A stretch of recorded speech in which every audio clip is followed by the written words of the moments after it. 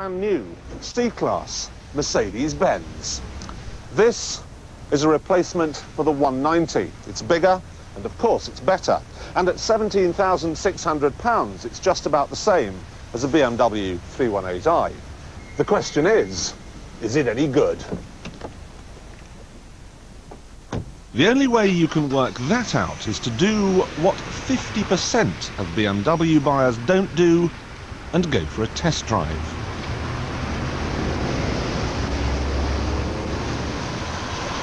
The first thing that will put our young friend off the Mercedes is the styling. From most angles it looks as statesmanlike and as dignified as all the other Mercedes-Benzes, but from the back it's just plain ugly, even, dare I say it, a little Vauxhall Belmont-ish. He also won't care very much for the interior. He won't like this huge plastic steering wheel, and he won't like the ridiculously hard and unsupported seats that he falls out of every time he goes around a corner. He won't like the acres of black plastic, which on the more expensive models are where you find all the knobs and buttons. He won't like the lack of a sunroof, and he'll be completely baffled by these strange windy things in the doors. Apparently you turn them and the windows go up and down. Might catch on, that. This must be the most expensive car you can buy that does not have electric windows as standard. But most of all, our young friend won't like the performance. Under that huge bonnet there's a 1.8-litre four-cylinder engine, which develops exactly the same amount of power as an egg whisk. Top speed is 120 miles an hour. With an automatic gearbox, 0 to 60 takes 14 seconds. Oak trees grow faster than that.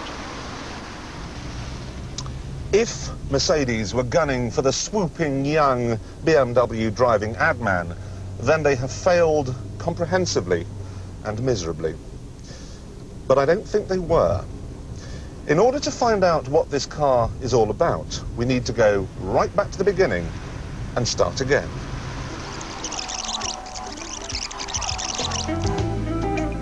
This is the old Mercedes 190. It was the car that brought Mercedes ownership within the reach of millions, and millions of people responded by buying one. The 190 is a tough act to follow, and to make sure they got its replacement right, Mercedes have been working on it for 10 years. This is the result, the C-Class, one of the most thoroughly designed cars that you can buy.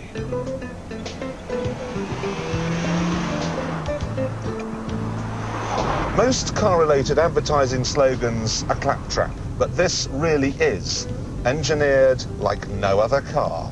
And that badge way down there at the end of the bonnet serves as a constant reminder that life is treating you well. According to a recent European survey, a Mercedes is the most prestigious car on the market. And then there's the interior. No, it isn't very well equipped, but what you do get is beautifully screwed together. Every switch, every knob feels like it will last for 100 years. Buy this car when you retire and it will still be in perfect working order until way past your sell-by date. It is a slow car, but it's fast enough. It will cruise effortlessly at 70 miles an hour with not a hint of wind noise, just the gentle sound of Radio 2 to keep you awake. It won't break the bank either. It will return 28 mpg on average, and after 3 years and 40,000 miles, it will only have lost 45% of the initial purchase price. A C-Class may be expensive to buy, but in the long term, it could actually work out cheaper to run than a Ford. Handling tends not to be of great importance to the older buyer, which is a good thing because the C-Class isn't very good at it. It rides beautifully though. It's as comfortable as having a bath. And then there's the immense feeling of solidity. I know this is a real Clarksonism, but if I had to have an accident in a car costing less than £20,000, I'd choose this one. Sure, you don't get a sunshine roof or electric windows, but you do get an airbag and anti-lock brakes. And these are sensible features because this is a sensible car for sensible, practical, proper people.